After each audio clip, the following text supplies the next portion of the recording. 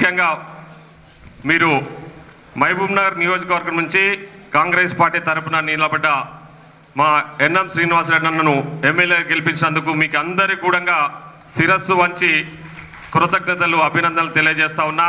నా పేరు కూడా నిలబెట్టినందుకు మీ అందరికీ కూడా అభినందనలు తెలియజేస్తా ఉన్నా.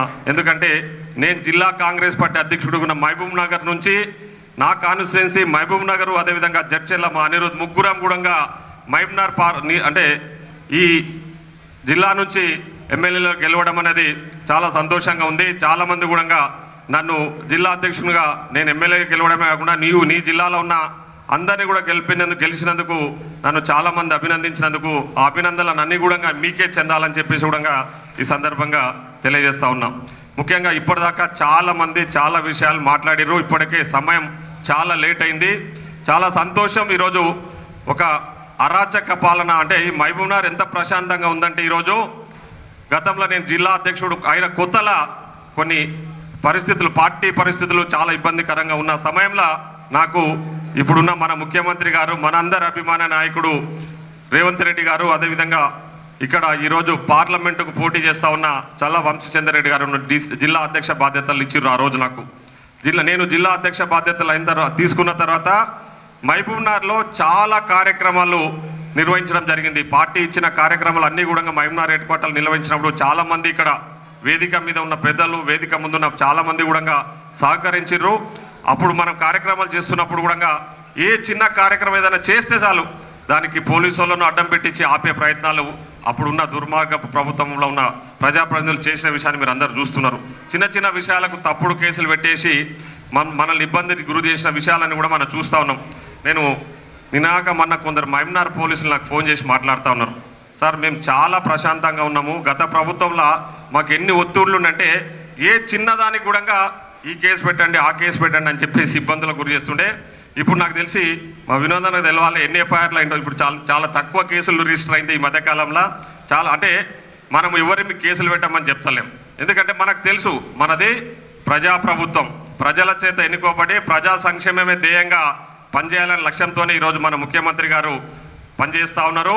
దాంట్లో భాగంగానే మీకు అందరికీ కూడా తెలుసు, మనం ఎన్నికలలో హామీలు ఇచ్చినాం. 6 గ్యారెంటీ పథకాలు ప్రజలకు అందిస్తాము మేము అధికారంలోకి వచ్చినాక అని చెప్పేసి చెప్పిన విధంగానే వచ్చిన 2 రోజుల్లోనే మనము ముఖ్యంగా మహిళలకు ఆర్టీసీ బస్సులలో ఉచిత బస్సు సౌకర్యాన్ని కల్పించినాం. అదేవిధంగా ఆరోగ్యశ్రీ పథకాన్ని కూడా అందుబాటులోకి తీసుకొచ్చినాం. అవే కాకుండా మిగతా గ్యారెంటీ పథకాలను కూడా ప్రజలకు అందించాలనే లక్ష్యంతో మనము ప్రజాపాలన కార్యక్రమం తీసుకొని ప్రజలతోన వాళ్ళకు ఉచితంగా అంటే ప్రభుత్వమే ప్రజల దగ్గరికి వెళ్ళి దరఖాస్తులు తీసుకొని మనము వాళ్ళకి మిగతా గ్యారెంటీ పథకాలు కూడా అందించాలనే లక్ష్యంతో ఈరోజు మన ముఖ్యమంత్రి గారు తదితర మంత్రివర్గము అందరం ఎమ్మెల్యేలు అందరం కూడా పనిచేస్తూ ఉన్నాం. ఖచ్చితంగా మీరు రేపు ఊర్లకు పోయినప్పుడు మీరు మాట్లాడండి, మీరు హామీ ఇవ్వండి. మనం ఏవైతే గ్యారెంటీలు ఇస్తామని చెప్పినామో అవి తూచా తప్పకుండా అమలు చేసే బాధ్యత మాది అని చెప్పేసి కూడా ఈ సందర్భంగా చెప్తా ఉన్నాం. ప్రజలకు రాబోయే రోజుల్లో నిజమైన లబ్ధిదారులకు పోయిన ప్రభుత్వం లాగా ఎవడైతే కండు వేసుకుంటాడో, ఎవడైతే వాళ్ళకు ఉత్తాసు వాళ్ళకి ఇచ్చేటట్లు కాకుండా నిజమైన లబ్ధిదారులకు మనం అందిద్దామని చెప్పేసి మనం గ్యారంటీ పథకాలు ఖచ్చితంగా రాబోయే రోజుల్లో రుణమాఫీ కానీ 2500 కానీ గ్యాస్ సిలిండర్ కానీ ఇవన్నీ కూడా ప్రజలకు ఇవ్వడానికి మన ప్రభుత్వం సిద్ధంగా ఉందని చెప్పి కూడా మీరు ప్రజలకు తెలియజేయండి. ఈరోజు మీకు తెలుసు త్వరలోనే మనకు ఎంపీ ఎలక్షన్స్ వస్తూ ఉన్నాయి. ఆ ఎంపీ ఎలక్షన్ల లోపే నాకు తెలిసి 2500 రూపాయలు గ్యాస్ సిలిండర్ ఇవ్వాలని చెప్పేసి ప్రభుత్వం కృతనిశ్చయంతో ఉంది. దానికి సంబంధించిన కసరత్తు కూడా మన ముఖ్యమంత్రి గారు చేస్తూ ఉన్నారని చెప్పి కూడా ఈ సందర్భంగా తెలియజేస్తున్నాం. మనకు ప్రజలకు మంచి చేయాలి, ప్రజలకు సంక్షేమం అందించాలని మనం పనిచేస్తూ ఉంటే ఈరోజు రాష్ట్రంలో మొన్నటి వరకు ఉన్న పార్టీ ఏ విధంగా దోపిడీ చేసిందో మీకు అందరికీ తెలుసు. దోపిడీ చేశారు కాబట్టి వాళ్ళని ఓడగొట్టి ఇంటికి పంపించరు. ఇప్పుడు కేంద్రంలో ఇంకొక పార్టీ 10 సంవత్సరాలుగా వాళ్ళు చేసిన అభివృద్ధి ఏం లేదు కాబట్టి ఏం చూపించుకోవాలో తెలియక ఈరోజు మీరు చూస్తున్నారు. ఏడ చూసిన ఫ్లెక్సీలు, రాముని ఫోటో పెట్టి ఏ కాన్స్టిట్యున్సీలో పోయినా కూడా ఈరోజు బీజేపీ పార్టీ నుంచి 3 పోటీ పడుతున్నారు. ఆ 3 పోటీ పడుతున్న వ్యక్తుల్లో ఒక వ్యక్తి మీకు అందరికి తెలిసిన వ్యక్తి, ఆమె కాంగ్రెస్ పార్టీ పెట్టిన భిక్షతో ఈరోజు రాజకీయంగా ఎదిగి మన కాంగ్రెస్ పార్టీ గురించి విమర్శించే స్థాయి లేకపోయినా కాంగ్రెస్ పార్టీని విమర్శిస్తూ ఆమె ఒక దేవుని ఫోటో పెట్టుకున్నది, ఇంకో ఆయన ఇంకో దేవుడి ఫోటో పెట్టుకొని వీళ్ళందరూ కూడా ఏం చేస్తున్నారు, మోడీ ఫోటో ఇక్కడ రాముని ఫోటో పెట్టుకొని ప్రచారాలు చేసుకునే ప్రయత్నం చేస్తున్నారు.